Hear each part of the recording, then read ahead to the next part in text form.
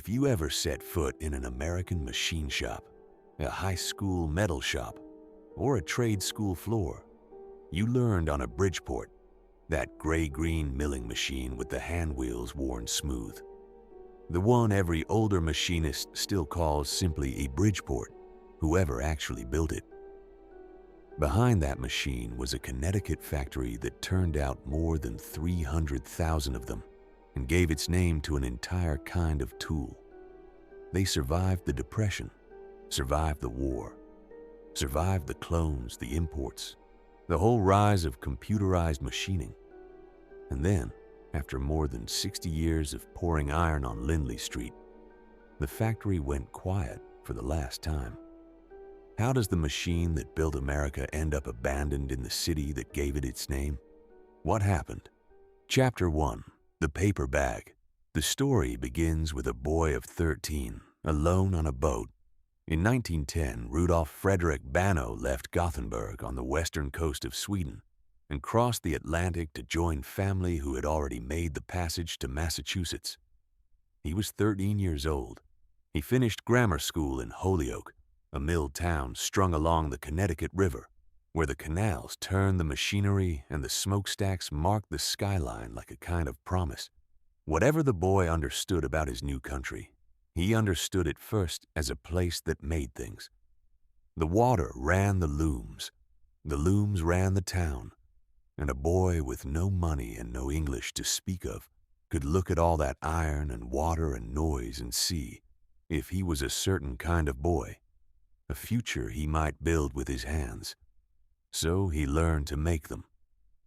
Banno apprenticed as a pattern maker, and that single choice shaped everything that came after. It's worth understanding what the trade actually was, because most people have never heard of it. And it explains the man. A pattern maker built the masters, the precise forms, carved in wood and shaped in metal, from which molten iron was poured to make castings. He was the man at the very front of the process, before the metal, before the machine. And his work demanded something rare. He had to see a finished object whole, in 3 dimensions, in his head, before a single chip of material existed in the world. He had to account for how the iron would shrink as it cooled, how it would flow into the mold, where it would trap air. It was geometry and craft and a kind of engineering imagination all at once. The pattern maker was the man who could look at empty space and see the machine that wasn't there yet. Banno was good at it. He was very good at it. By the age of 23, around 1920, he was foreman of the Bridgeport Pattern and Model Works in the Connecticut city, whose name he would one day carry around the world. That same June, he married Elsa Eriksson, and they made a home in Easton. And he settled into what should have been the steady, honorable life of a skilled tradesman in an industrial town. A good wage, a respected craft, a wife, a future you could see the edges of. Then, in 1927, he did something tradesmen almost never did. He bought the company. He didn't have the money. What he had was a reputation, his own savings, and a loan of $3,000 from his mother. Sit with the size of that for a moment. One of the most consequential machine tool firms in American history, the company whose product would help build airplanes and automobiles and refrigerators and rifles, and the very machines that built all of those things, was capitalized by a mother's faith in her son, and $3,000 she could probably ill afford. There was no venture capital. There was no bank that would have looked twice. There was a Swedish immigrant pattern maker, his savings, and his mother's trust. But he knew he couldn't do it alone, and that knowledge may have been his greatest gift. Years earlier, passing through Chicago when he first arrived in the country, Banno had crossed paths with another Swedish immigrant, a toolmaker named Magnus Wallström. Wallström had come over in 1923 after working at the great mill in Surahammar back in Sweden, first in the front office and then out on the mechanical shop floor, learning the work from both ends. He too was a craftsman. He too had left one industrial country to bet on another. The two men were a matched seat, the way the best partnerships always are, each strong precisely where the other wasn't. Banno was the pattern maker, the visionary, the one who could see the shape of a thing before it existed and command the architecture of cast iron. Wallström was the toolmaker and the engineer, the one who could take a vision and make it real, and then go out and sell it. And Wallström was, by every account that survives, a deeply decent man. In his later years, he would quietly help the poor of Bridgeport, paying rent for families who'd fallen behind, putting food on tables that would otherwise have been bare. The University of Bridgeport Library still carries his name. He was a man who remembered what it was to arrive with nothing. In 1929, the two men went into business together, and their first joint product was not a machine tool at all. It was an electric hedge clipper. They tinkered with it, this little household gadget, and they never got far, because a local firm right there in Bridgeport, a company called Atlas Tool, came to them with a different request. Atlas didn't want a hedge clipper. Atlas wanted a milling attachment, a device to add milling capability to machines they already had. So Banno and Wallström set the hedge clipper aside and built what the customer asked for. It was the kind of small, unremarkable redirection that decides a man's entire life while announcing absolutely nothing. They built the attachment, and in 1932, the first universal milling attachment, a quarter-horsepower head they called the Model C, shipped to Atlas Tool, and it sold. Not just sold, it sold well. In 1932, in the deepest trough of the Great Depression, when a third of American industry had simply stopped buying anything at all, when factories stood dark and men stood in bread lines, these two immigrants sold a metalworking device and could hardly keep up with the orders. That detail tells you almost everything about the men and the machine both. They had built something so genuinely, undeniably useful that hard-pressed shops found the money for it, even when there was no money to be found anywhere. By 1936, they had improved it, a half-horsepower version now, with a quill, a sleeve that let the cutting tool plunge straight down under the operator's hand. And then, in 1936, Rudolf Banno was sitting in his truck.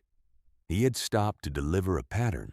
He'd been turning a question over in his mind, the way a craftsman worries at a problem, the milling head his shop already made, and what a complete machine built around it might look like. Not an attachment bolted onto someone else's machine. A whole machine. One machine versatile enough to do the work of several. And sitting there in the cab of his truck, he reached for the only thing at hand, a paper bag, and he sketched it, the turret milling machine. The machine that would become the single most common piece of metalworking equipment in the United States. The machine, as machinists would say for generations, that built other machines, was first drawn on a paper bag, in a parked truck, by a Swedish pattern maker who had arrived in America as a boy of 13 with grammar school English and a trade he had taught himself to master. Chapter 2. $995. What Banno sketched on that paper bag was not just a product. It was an argument about how American shops ought to work, and it was right. The big milling machines of the era were specialists. A shop bought a machine to do one particular kind of job, and if the work changed, you bought another machine, or you simply turned the work away. These were heavy, expensive, single-minded brutes, and only a substantial operation could afford a stable of them. Banno's design refused that entire logic. He took the milling head and set it up on a turret that could swivel and tilt to nearly any angle. He mounted that turret on a ram that slid forward and back across the top of the machine. And he set the whole arrangement above a knee, a heavy casting that cranked up and down to bring the work to the cutter. The result was a single, compact machine, small enough to fit in the corner of a one-man shop that could drill and bore and mill at angles, and do the work that used to demand 3 separate machines and 3 times the floor space. It was versatile in a way nothing else at the price was versatile, and it was built of cast iron, heavy and rigid and dead steady under the cut, the kind of machine that didn't flex or chatter, the kind a man could trust. By 1938, and the dates blur here, because some sources say 1938 and some say 1939. So let's call it 1938 or 39, the way honest history sometimes has to. The first true Bridgeport turret milling machine left the shop and went to the Precision Castings Corporation in Syracuse, New York. They called it a vertical knee-type milling machine, and they put a price on it that was the whole strategy in a single number: $995. That number was the genius of the thing. $995 was a price a small shop could actually reach. Not a price that required a bank loan and a board meeting and a sleepless week, but a price a tool and die man could justify on the strength of the work the machine would bring through his door. The machine paid for itself, and then it kept paying. And word moved the way word always moves in the trades, not through advertising, but one machinist to another, leaning over a workbench in that grudging tone of respect that craftsmen reserve for tools that genuinely earn it. You ought to see what this thing'll do. Then Bannow and Wallstrom made one more decision, and it outlasted everything else they ever built. Outlasted the company, outlasted the factory, outlasted the men themselves. They designed the spindle taper, the precise tooling socket at the business end of the machine that holds and drives the cutting tools, and they called it the R8. And the R8 worked so well, and the machine spread so far and so fast, that the R8 became a standard across the entire industry. Other builders adopted it. Tool manufacturers built to it. Generations of machinists stocked their tool cabinets around it. Decades later, long after Bannow and Wallstrom were in the ground, you could walk into a machine shop almost anywhere in America, pull open a drawer and find R8 tooling sitting in it. They hadn't merely built a successful machine. They had set a standard that the rest of the world chose to build toward. And the timing, for once in this story, was a mercy rather than a cruelty. The country was hauling itself up out of the Depression and straight into the largest industrial mobilization in the history of the world.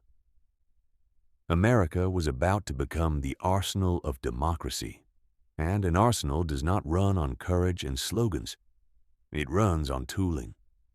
Behind every aircraft engine and every artillery shell, behind every tank transmission and ship fitting and rifle bolt, there was a machine shop and a man at a machine, cutting metal to 1,000th of an inch. And in a swelling number of those shops doing that work sat a compact gray-green machine from a factory in Connecticut, the little firm that had begun with a mother's $3,000, a hedge clipper nobody wanted, and an idea sketched on a paper bag was no longer little. By the time the war ended, the partners faced the problem that every genuinely successful company eventually faces. They had outgrown their building. They needed more room, more men, more iron, more of everything. They needed a real factory. They found it on Lindley Street. Chapter 3. The Standard of America. In December of 1951, Bridgeport Machines moved into a plant at 500 Lindley Street on the corner of Capitol Avenue in a hard-working stretch of the city. And the factory grew. It grew until it covered nearly the entire block, every corner of it but one. On that one corner, a small flower shop held its ground and would not sell. So the factory simply grew around it, this little island of cut flowers in a sea of cast iron and cutting oil. That flower shop is part of this story, though no one knew it yet, and no one would think to predict the role it would one day play. Remember it. It will be the last thing standing. To understand what that factory meant, you have to understand the city that held it. Bridgeport, in the years after the war, was the manufacturing heart of Connecticut, and Connecticut was one of the manufacturing hearts of the entire nation. Within a few square miles of the Bridgeport machines plant, the country's industrial muscle was on full display. General Electric ran a sprawling operation. Remington Arms, the great gunmaker, had employed something like 17,000 people at its wartime peak, its shot tower rising nearly 200 feet over the city. There was Bryant Electric, owned by Westinghouse. There was the Bullard Machine Tool Works and Underwood, who made the typewriters that clattered in every office in America, and Ray Bestos, who made the brakes that stopped the country's cars. The whole city hummed with it, a low industrial vibration you could feel through the sidewalks. By the mid-1970s, Bridgeport would be the largest city in the state, and the men who poured through the gates of 500 Lindley Street every morning carried the whole American story in their names and faces. They were Swedish, like the founders who'd come before them. They were Italian and Polish and Portuguese and Hungarian, the great immigrant waves that had built industrial New England with their backs and hands. They were black families who had come north in the Great Migration, leaving the Jim Crow South behind them, boarding trains for a Connecticut paycheck the South would never, ever offer a black man. They were Puerto Rican families arriving through the mid-century migrations, settling into the neighborhoods around the plant. The factory floor was where all these worlds met, not always easily, not always as equals, the hierarchies of the era reaching right onto the shop floor. But every single shift, around the same machines, chasing the same Friday paycheck, learning each other's languages a few words at a time. Now, step onto that floor, in the 1950s, and walk it from one end to the other, because the machine was born in fire and finished in paint, and the journey between is the journey of the whole company. It begins in the foundry, where the work is oldest and hardest and least forgiving. This was a cast iron machine, and cast iron starts as fire. The foundry men tapped the cupola and ran molten metal, glowing, furious, alive, into molds packed in black foundry sand. The air in that part of the building was thick with the smell of scorched sand and hot metal. A sharp mineral reek you carried home in your clothes, and the heat came off the pour. In a wave you felt on your face from clear across the room. A man working the foundry in August stripped down to what he could and drank water by the gallon and still left at the end of his shift, wrung out like a rag. The castings came out rough and gray and impossibly heavy, and they cooled on the floor in long rows like sleeping animals. The men who did this work were the spiritual descendants of Banno's own trade. They were making the bones of the machine. From the foundry, a casting moved into the machine shop. And here is the closed circle at the heart of the whole enterprise, the thing worth standing still for. In the machine shop, the rough castings were milled and bored and ground to tolerances measured in thousandths of an inch by machinists working on Bridgeport mills, cutting the parts for the next Bridgeport mills. The machine reproduced itself, generation after generation, each one machining the components of the one that would come after it. A man stood at a Bridgeport, building a Bridgeport. There is something almost biological in that, a kind of industrial inheritance passed down in cast iron and cutting oil. Then the parts moved to assembly, where the head and the ram and the knee and the table came together into a whole machine, and a man would crank the handles to feel the action, to feel for that particular buttery smoothness that a good machinist knows in his hands the way a musician knows the action of an instrument. Too tight and it would fight you. Too loose and it would wander. It had to be just so. Then on to paint, the machines coming out in that distinctive gray-green that a generation of American machinists would recognize across a crowded shop floor from 40 feet away. Then to the loading dock, and a truck, and a shop somewhere in America that had been waiting, and America could not get enough of them. The 5,000th machine rolled out in 1945. The 10,000th came just 3 years later in 1948, a rate of growth that would have seemed like a fever dream to the two men with the hedge clipper. The company's own literature would eventually count more than 100,000 different users of its machine tools all around the world, building airplanes and automobiles and sporting goods and medical instruments and the whole material texture of modern American life. And then something stranger happened. The thing that happens only to products that win so completely they stop being products at all. The name stopped being a brand and became a word. Any vertical knee mill of that basic configuration, no matter who actually built it, got called a Bridgeport. The way every facial tissue became a Kleenex. The way every photocopy became a Xerox. Machinists who had never set foot in Connecticut, who would never in their lives own a machine made by the actual company, still called the thing on their shop floor a Bridgeport. Dozens of firms cloned the design outright, and the clones were called Bridgeports too. There is no greater commercial victory than that. And there is no more dangerous one, because a name that belongs to everyone is a name that no longer protects you. That bill would come due. But not yet, not for a long time yet. For now, the machine became something close to a national institution. Every vocational program, every trade school, every high school metal shop in the country trained its students on Bridgeports, because there was simply no better way to learn the feel of a cutting tool biting into steel. A boy learned drilling and boring and milling on a Bridgeport the way he learned to drive on whatever his father happened to own. Tens of thousands of American machinists got their first real education in metal, standing in front of one of these gray-green machines, hands on the hand wheels, watching the bright chips curl up off the work and smelling the cutting oil, and feeling, for the first time, the specific satisfaction of making something to a number. Rudolph Banno lived to see nearly all of it.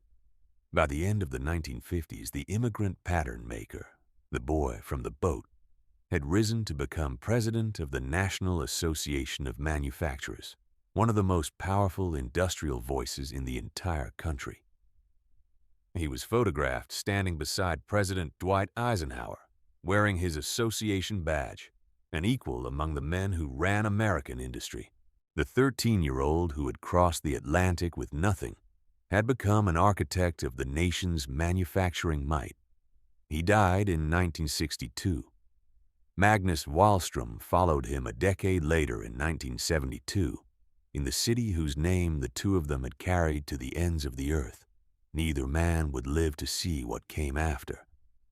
And in a mercy this story almost never offers, they got out at the very top, while the machines still poured off the line, and the name still meant everything, and the future still looked like nothing but more of the same. Chapter 4. 100,000 machines. In March of 1967, the 100,000th Bridgeport milling machine came off the line. 100,000. From a paper bag in a parked truck to 100,000 machines inside a single human lifetime. The plant on Lindley Street ran with thousands of workers across its shifts. The order book was full to bursting. The name was the most respected in its whole corner of American industry. And beyond that corner, it was simply the word that people used for the thing itself. If you had stood on that factory floor in the spring of 1967 and announced that the company had peaked, that this, right here, was the summit, and that every year afterward would be a step downward, the men would have looked at you like you'd lost your mind. But it was the summit. And from a summit, if you know to look, you can sometimes see the weather coming. None of them looked. And why on earth would they? The machine was as close to perfect as a machine gets. The demand was apparently endless. The factory was a fortress. But across the Pacific Ocean, a quiet revolution in how machines were controlled had already begun to stir, a revolution that would, within 20 years, make the manual mill, the hand wheel, the skilled hand of the master machinist look like something out of another century entirely. It was still over the horizon in 1967.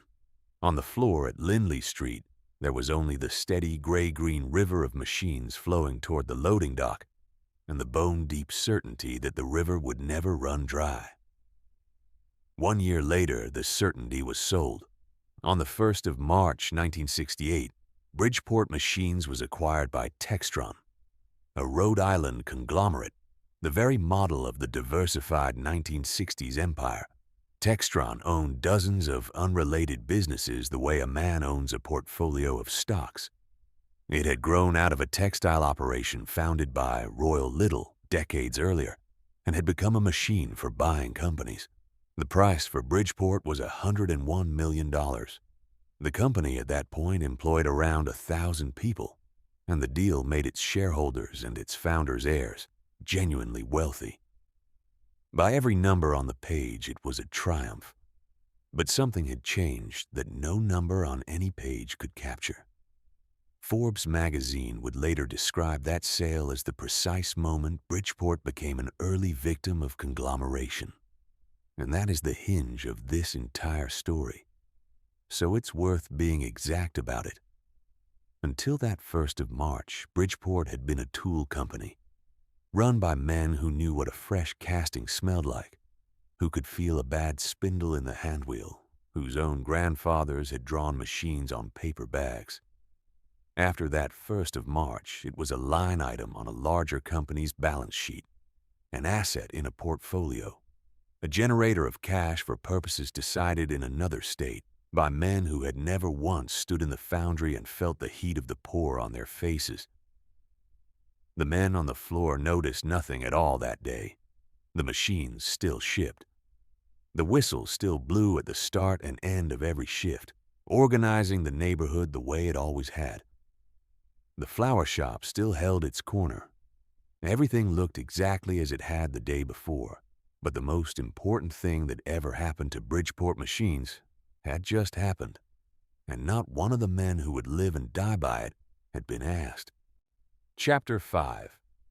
The Garage That Won. To understand how Bridgeport fell, you first have to meet the man who proved it never had to. His name was Gene Haas, and in the early 1980s he was nobody.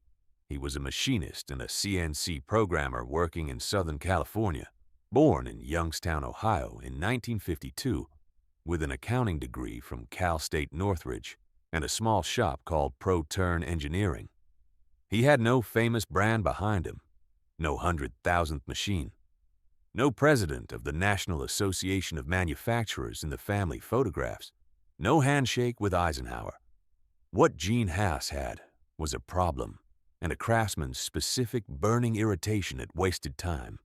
He had watched one of his own employees burn hour after hour, hand-cranking an indexer into position. The kind of small, stupid, endlessly repeated motion that quietly eats a shop alive. A few minutes here, a few minutes there, until you've lost a man's whole week to it. So Haas built a thing that did it automatically, a programmable Collet indexer. He called it the HA5C. He brought it to the Westech trade show in Los Angeles in March of 1983, set it out on the table and watched people stop. And on the strength of what that little device earned him, he founded Haas Automation with about $60,000 of his own savings, out of a garage in Sun Valley, California. $60,000. A garage. Hold that number and that garage up against the company 3,000 miles away in Connecticut, the one with thousands of workers and a name that had become an English noun, and keep firmly in mind which of the two was about to win. Because Gene Haas understood something that the men running Bridgeport had somewhere along the way lost the ability to see. The ground was shifting underneath the machine. Across the Pacific, a quiet revolution had been building for 2 solid decades. In Nagoya, Japan, a company called Yamazaki, Mazak, every machinist called it, had been building machine tools since 1919. run by the founder's son, Teruyuki Yamazaki. And in 1981, Mazak launched something that should have set off every alarm in Connecticut. They called it the Mazatrol. It was a conversational control, a way for an operator to program a machine in plain numbers, standing right there on the shop floor, without years and years of apprenticeship behind him, the skilled hand on the hand wheel, the machinist who knew the feel of the cut in his fingertips. The entire human foundation that Bridgeport had been built upon for half a century, Mazak had just worked out how to make all of it optional. This was computer numerical control, CNC. A CNC machine could run a part to tolerance, and then run it again, and then run it 10,000 times in a row while the operator went and did something else entirely. It never got tired. It never had a bad morning. It didn't need a master's decades of feel. And the Japanese builders, Mazak and Morisiki and Okuma and Makino, were getting better at it and cheaper at it every single year, while across the ocean a Connecticut company kept building beautifully the machine of the previous age. The manual knee mill, Bridgeport's entire reason for existing, was quietly becoming the buggy whip. And here is the part of the story that should haunt anyone who has come to love it. Bridgeport saw the wave coming and could have ridden it and didn't. Because Gene Haas was about to prove beyond any argument that an American company could win this. In 1988, at the enormous machine tool show in Chicago, Haas unveiled a vertical machining center he called the VF1, for very first one. And he hung a price on it that no American builder had dared, $49,900. It was the first American-built machining center to sell for under $50,000. And Haas did something even more radical than the price. He was the first American machine tool builder to simply publish his price list, openly, for anyone to see. He walked straight up to the neglected job shop, the small tool and die outfit, the one-man operation, the exact customer Bridgeport had owned and cherished since 1938. And he said, "Here's the machine, here's the price, here's the day it ships." That had been Bridgeport's customer. That had been Bridgeport's entire gospel, going back to a paper bag in a parked truck, the affordable, versatile machine that the small shop could actually buy. Gene Haas took that gospel, married it to CNC and built it in California, while Bridgeport's owners managed a balance sheet in Rhode Island. By 1997, Haas had shipped his 10,000th CNC machine and become the largest volume machine tool builder in the United States. His sales would pass $700 million, and then, in time, $1 billion. It was never about wages. It was never about geography.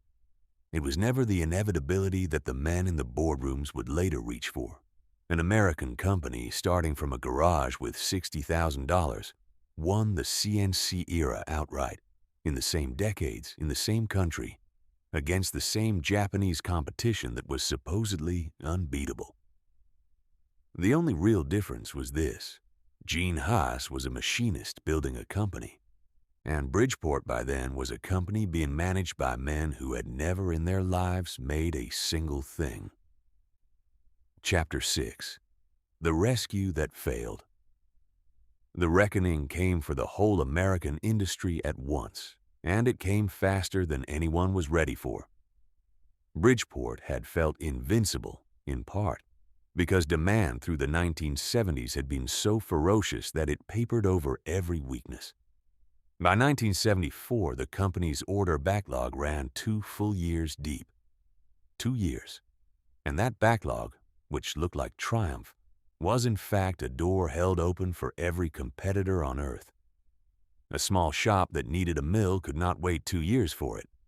So it went elsewhere, and elsewhere, more and more, meant a clone.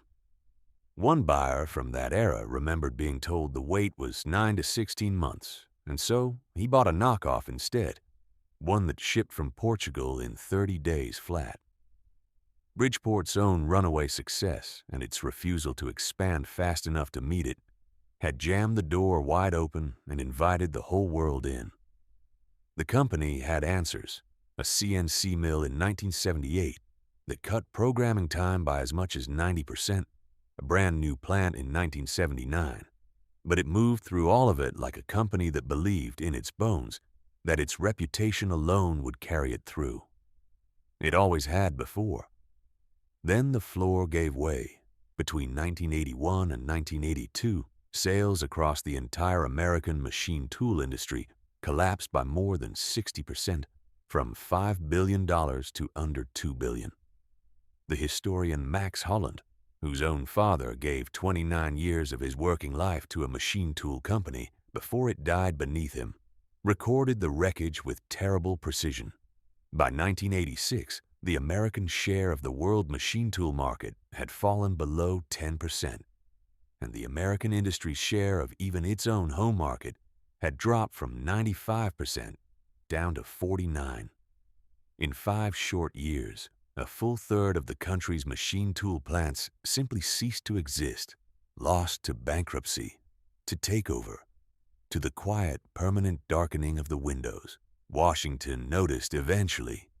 In 1986, on the recommendation of Commerce Secretary Malcolm Baldrige, President Ronald Reagan invoked national security to win voluntary limits on machine tool imports from Japan and Taiwan, to begin in 1987. And the imports did fall. The market share numbers did improve on paper, but it bought breathing room, not competitiveness, and those are not the same thing, and the difference would prove fatal. You cannot put a tariff on the future. You cannot tax your way back to a machine you have failed to build. The protection arrived, and the domestic industry kept right on bleeding underneath it, and there was a darker template close at hand for anyone willing to read the warning in it. Out in California, a company called Bergmaster, founded by a Czech immigrant named Fred Berg back in 1944, a genuine, hard-won American success story, had been swallowed by a conglomerate in the 1960s, then loaded down with debt in a leveraged buyout by the Wall Street firm of Kohlberg Kravis Roberts in 1979. Henry Kravis, Jerome Kohlberg. The pioneers of the form. By 1985, Bergmaster was liquidated. Conglomeration, then debt, then the slow draining of the cash, then death. It was a pattern. It was, though no one in Connecticut was saying it aloud, a map of the road ahead. Bridgeport was about to follow that map, step for step, all the way to the end. Chapter 7. The First Cut. The first decision that set the trajectory was made, exactly as you'd now expect, in another company's boardroom for another company's reasons, with no one from the foundry in the room. In 1985, Textron, Bridgeport's parent for 17 years, bought a defense and aerospace giant called Avco for $1.5 billion and took on a heavy load of debt to do it. To pay that debt down, Textron put its smaller subsidiaries on the auction block, and over the following 12 months it sold off 10 of them. Bridgeport was simply one name on that list. The tool company that 2 immigrants had dreamed up on a paper bag was now a thing to be sold to service a borrowing decision it had played absolutely no part in making. It found a buyer in its own management. In 1986, the president of the Bridgeport division, a man named Joseph Clancy, led his senior team into a partnership with a Wall Street outfit, the leveraged buyout arm of E.F. Hutton, to buy 2/3 of the company for $77 million. The deal closed on the 8th of July.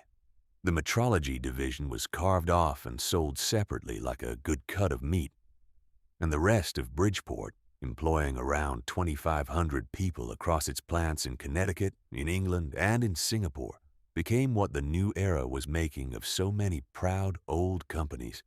It became highly leveraged, bought with borrowed money, against which it now had to perform every quarter forever.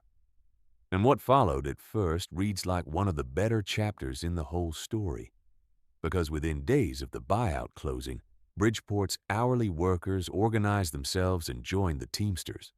A year after that, 220 of them walked out on strike, demanding better benefits.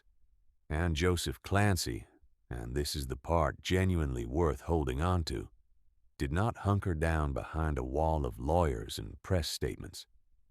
He and his managers walked out onto the factory floor themselves, alongside 128 temporary workers, and they kept the machines running with their own hands. Clancy walked the picket lines in person and talked with his own striking workers, informally man to man, the way the founders might have. The strike eventually ended. The workers in time voted the Teamsters out and came back without a union. For one more brief moment, the old culture, the culture of men who actually knew the floor, seemed to hold the line. But the numbers had their own logic now, and the numbers turned cruel. When recession came, sales fell from $185 million in 1989 to $98 million by 1992, very nearly cut in half in 3 years.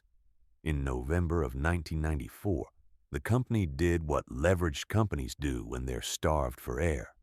It went public, listing 2.5 million shares on the NASDAQ under the ticker BPTAM, and raising just under $13 million to breathe with. Then came one last good run, and it must have felt, to the men on the floor, like the bad years were finally behind them. A machinery boom lifted everything.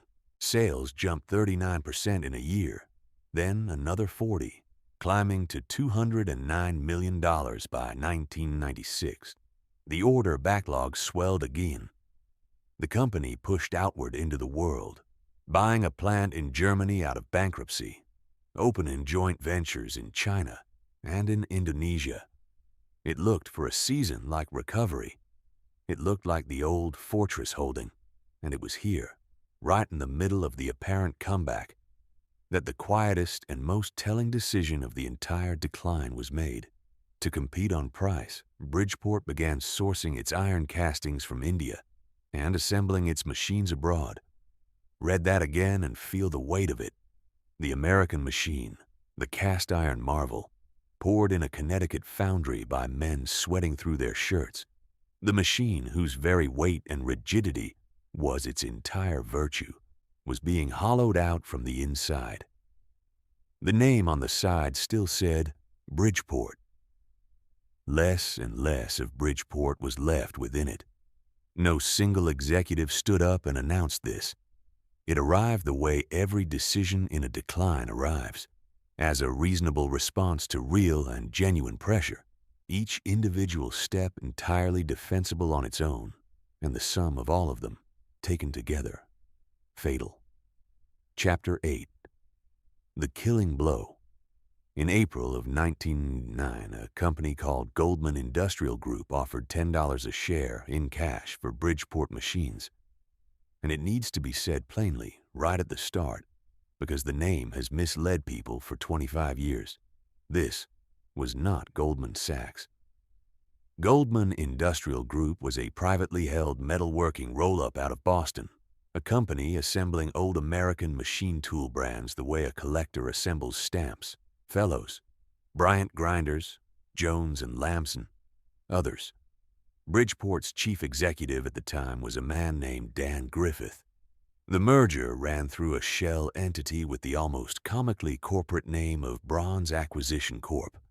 It closed that August, and Bridgeport Machines, 60 years after that first machine left for Syracuse, became a wholly owned subsidiary, one brand in a portfolio, run now by a man named Gregory Goldman, who had bought it.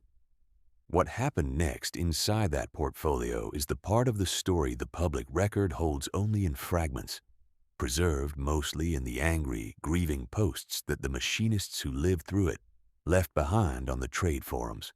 The most serious allegation, and it must be marked clearly and carefully as an allegation that was never formally proven, was that Goldman Industrial drained millions of dollars out of the pension funds of its other companies, Bryant and Fellows, without putting the money back in time.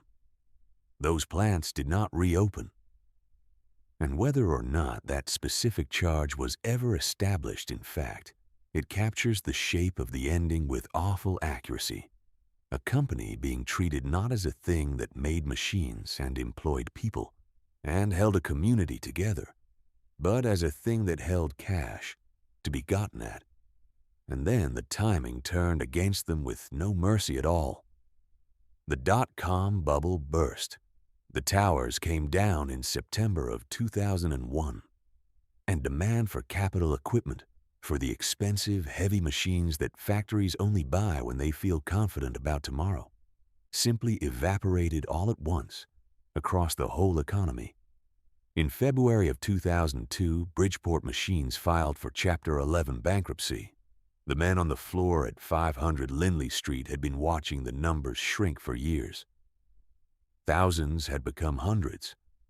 Now the hundreds were about to become nothing at all.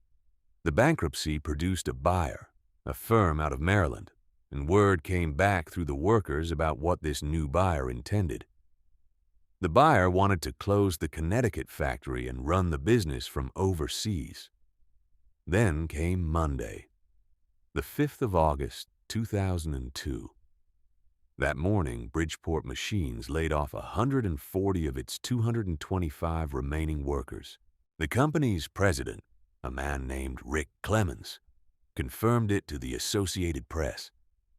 The plant would close for good in late September, and the 140 men and women let go that Monday, many of whom had given their entire working lives to that building, some of whose fathers had given theirs before them, were let go without any severance, not reduced severance, not a thin envelope to soften the blow, none. Think about the arithmetic of that ending. A company that the Associated Press noted had, at one time, had thousands of employees, was finishing with 225, then 85, then 0. The whistle that had organized the whole neighborhood for half a century. The foundry that had poured the iron and filled the air with scorched sand. The assembly bench where a man cranked the handles of a brand new mill and felt the action come smooth under his palm. The flower shop on the corner.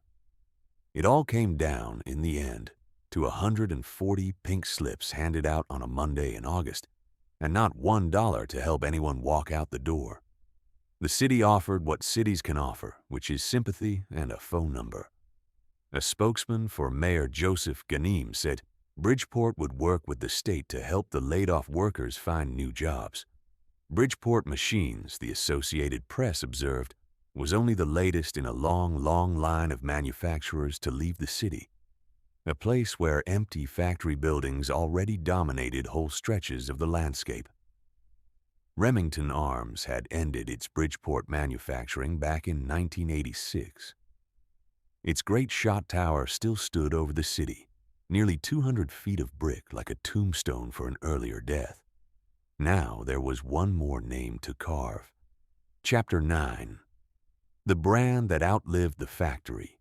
Here is the strange, hard truth that sits at the very center of this story. The machine never died. Only the company died. Only the city's place in it died. Only the men died. In the fall of 2002, the assets found their way to Hardinge, a well-respected toolmaker up in Elmira, New York, which set out to revive the famous series The Wum and its CNC versions. On the 6th of March, 2003, the first Hardinge-built Bridgeport rolled off the line in Elmira and went straight to a trade show, and regular shipments began within weeks. By November of 2004, Hardinge had completed its purchase of the Bridgeport name, the trademarks, the patents, the whole 60-year inheritance, for a total cost of $12.5 million, about $7.25 million of it for the core brand and assets themselves. And then a detail that quietly tells you everything. Hardinge fit nearly the same production capacity into 1/10 of the floor space the old Connecticut plant had used. The man who ran their U.S. operations, Douglas Rich, described how they cut cycle times in half, in some cases by as much as 80%. The entire Bridgeport operation, the full block on Lindley Street, the foundry, the machine shop, the thousands of men across the shifts, was replaced by a single corner of a plant in upstate New York. That is what efficiency looks like, viewed from one side of the ledger, and it is exactly what loss looks like, viewed from the other. They are the very same fact. You're just standing at a different distance from it.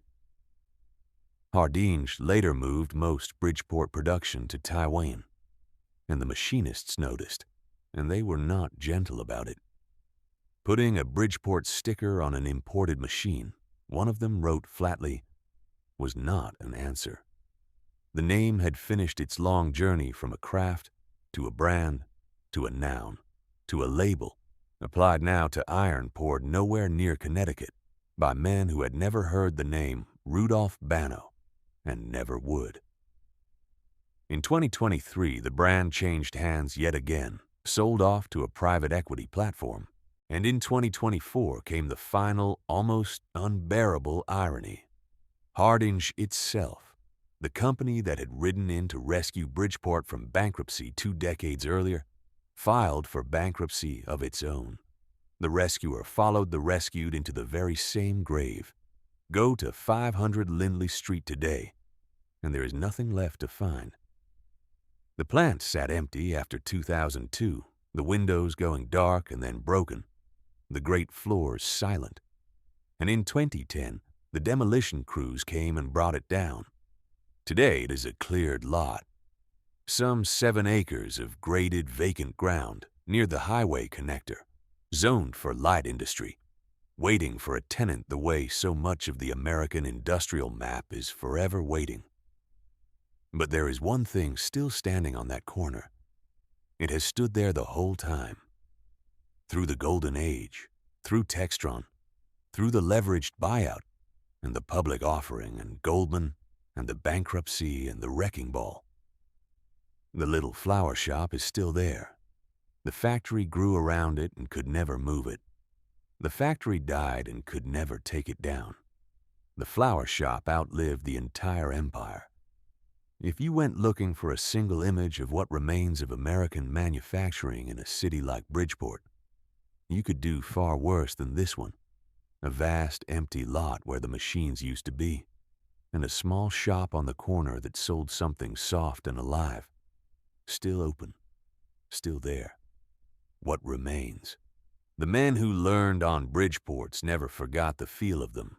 Walk into any gathering of older machinists, and the reverence is immediate and entirely unembarrassed. They'll tell you without a trace of doubt that a real Bridgeport, an American one poured and machined in Connecticut, outperforms vertical mills built 10 years newer. They hunt the used market for the good years, the way collectors hunt for vintages. A 1969, a 1974, a late 70s machine, the iron from before the casting started coming from India. They'll pay what an outsider would consider a genuinely foolish price for a 60-year-old machine, and they'll turn down a cheap import without a moment's hesitation, because they can feel the difference in their hands, and to them the difference is the whole point.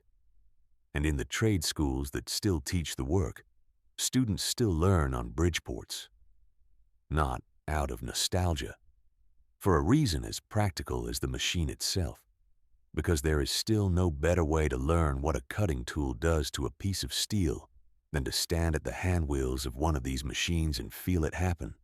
It's the same lesson, taught in the same posture, that a boy learned in a Connecticut vocational shop in 1955.